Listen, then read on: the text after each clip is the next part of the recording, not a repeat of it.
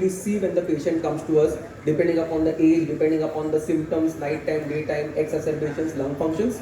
When we look into the inflammatory component of that and the molecular component of that, that are the endotypes. So we have inflammatory endotypes and we have molecular endotypes. We have discussed both of them. But there are certain limitations. Towards the end, we would not say that this looks very good. We have learned today and we start following it from tomorrow. Every good thing has also limitations. The main limitation, which was rightly pointed out, many of the times it is overlapping. You may not have distinct compartments that this is fitting into one or this is fitting into the another one. What do we do?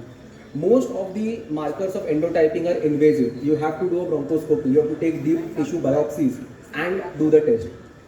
All the studies which are done are most of the data which is there is a cross-sectional data. That is, they have studied a group of people at that particular point of time. The follow-up over a long period of time, what happens, the data is very less. Literature is now going on, people are gathering information. So we don't know what happens to these conditions. And as with everything, most of the data is Western. We don't have Indian data to support all these things. We need more trials or studies in India. And now, since the last 5 to 10 years, we are coming to the concept of small airway disease. So this is a different altogether domain in pulmonology where we are looking into the mechanics and the dynamics of small airway disease. Because as we said, some of the therapies to us are accessible. How many actually need biologicals? As we discussed, most of them, more than 85%, sir pointed out, are difficult to treat. That is the compliance, the technique. If at all something is available, would many of our patients afford these therapies because these are costly therapies going on for a long period of time. So the message at the end of this would be, it still remains a clinical diagnosis. We must focus more upon the phenotypes. Okay, we know quite a bit, but still there is a lot of domain which we need to touch and we don't know. So meanwhile, what we must do is upscale our clinical skills so that we don't lose any patient with asthma. And actually we are entering in the future of medicine, that is the precision medicine. Yes. That is what is known as a molecular medicine, what is known as cellular medicine. So in future probably asthma is the umbrella of diagnosis, is not like that, where actually the biological or pathophysiological mechanism is there. Yes. Unless until treat that pathophysiological mechanism, it's not only the SAVA, steroids and all these things. Genetics is the future, yes, for every disease. So that is the reason we have to produce something which is directed to the particular cellular level or molecular level.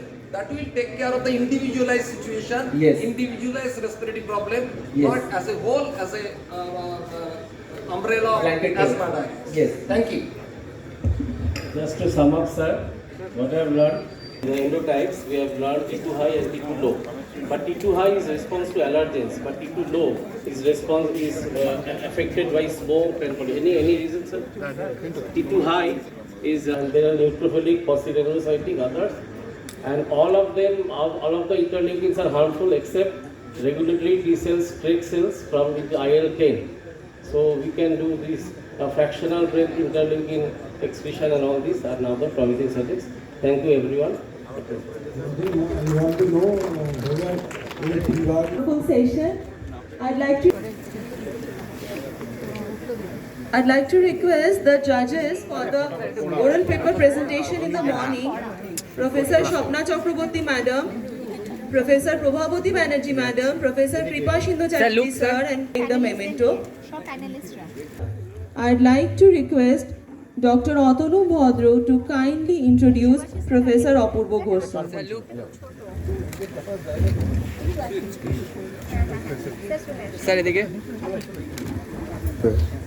So, appropriate person to say to deliver this oration of Dr. Navendra Chaudhary.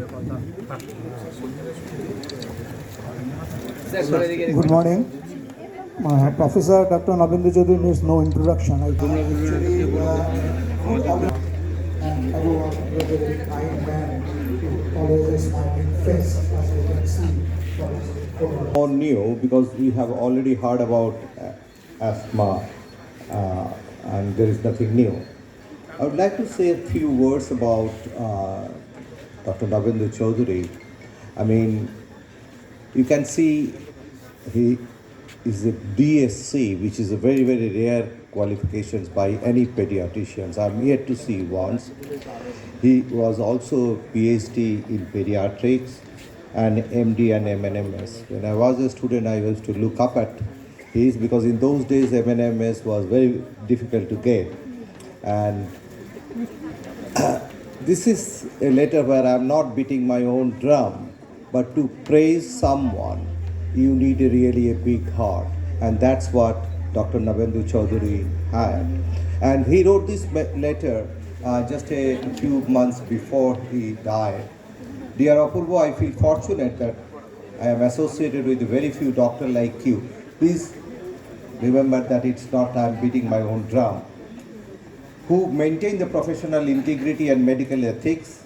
You are confined to your shell with identity, integrity, individuality, and divine quality of medical profession. You live in a gem of knowledge, forget it.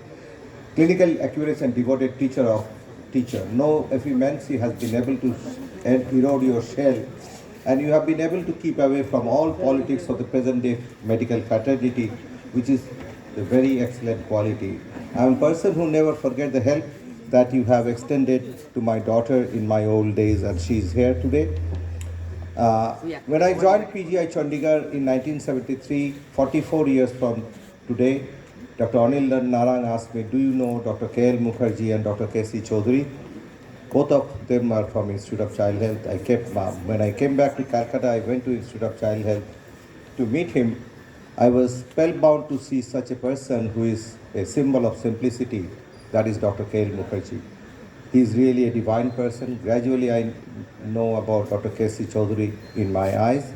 He is the father of Indian pediatrics, but not recognized by Indian and West Bengal scenario pediatrics.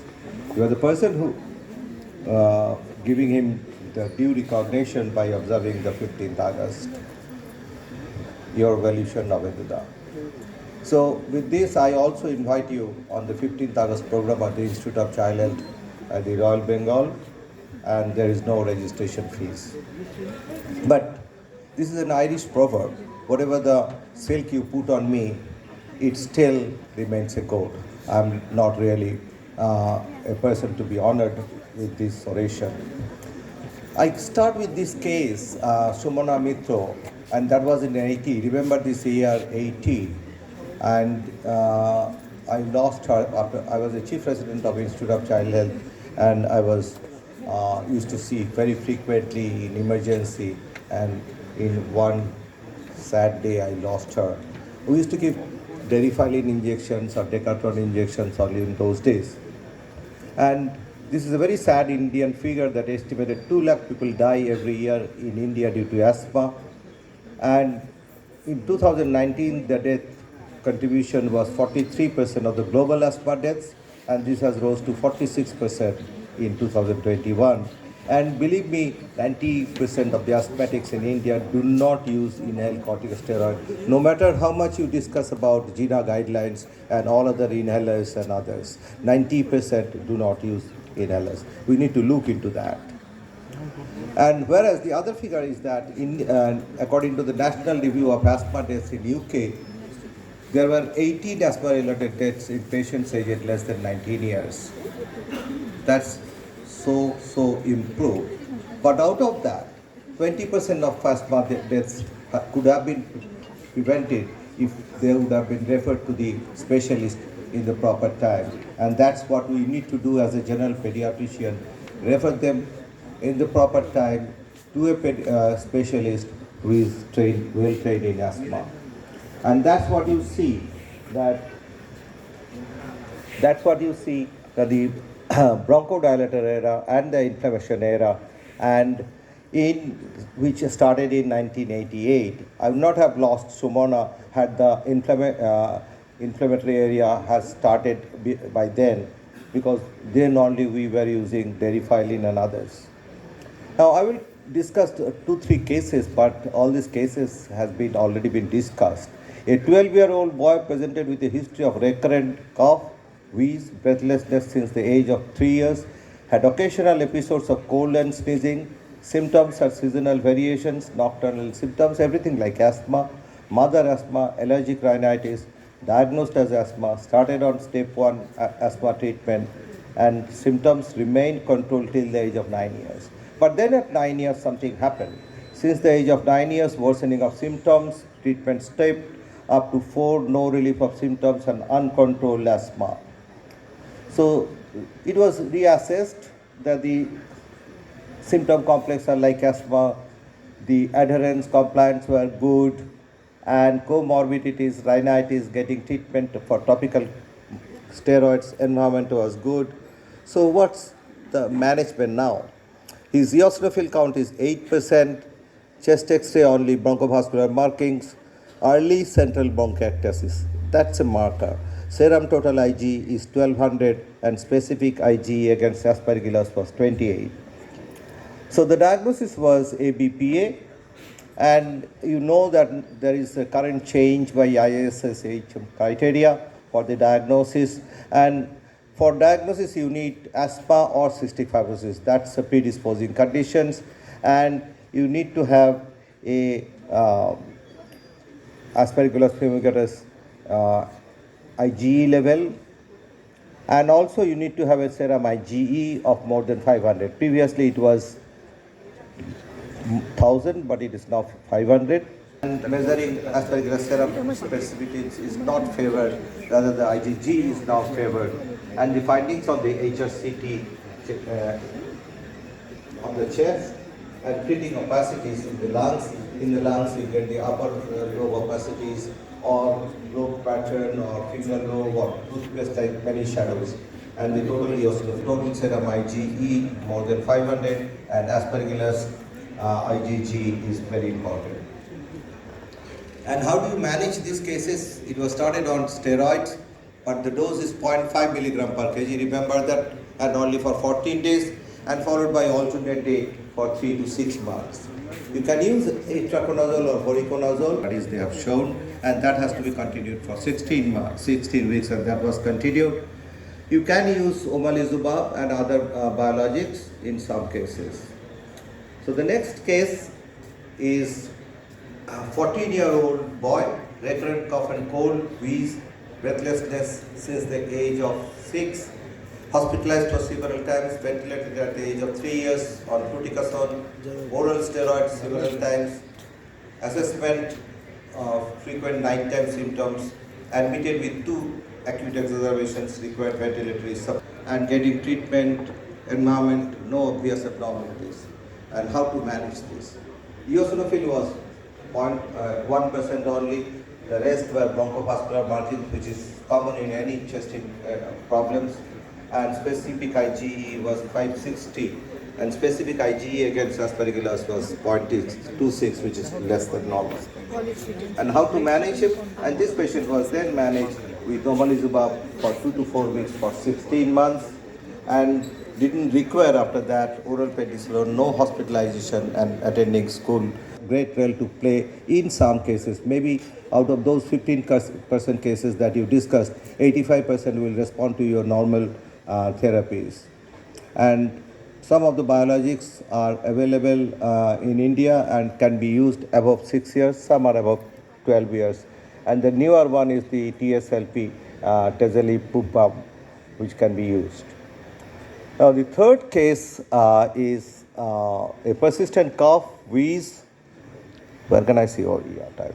Persistent wheeze and hospitalized every 15 to 20 days, treated with antibiotics, steroids, bronchodilators, and the last resort was antitubercular therapy. Significant disability, not able to go to school, walk few meters, examination, moderate malnutrition, marked respiratory distress, respiratory rate was 76, heart rate high, saturation low, wheezing, no clubbing, that's very important, no clubbing, hyperinflation of the chest. So diagnosis was severe asthma, investigations done, barium swallow normal, immunoglobulin profiling normal, HIV negative, sweat chloride 26, and treatment prescribed general measures, budesonide, all others, prednisolone, salbutamol, and asked to come after 12 weeks of reassessment, for reassessment. So there was not, everything was fine, no improvement, technique was good, no gross abnormality in the environment, and then was readmitted for diagnosis differential diagnosis of plastic bronchitis. That's a rather a new entity, bronchiolitis obliterans and therapy-resistant asthma. Entity, and this is a case of plastic bronchitis.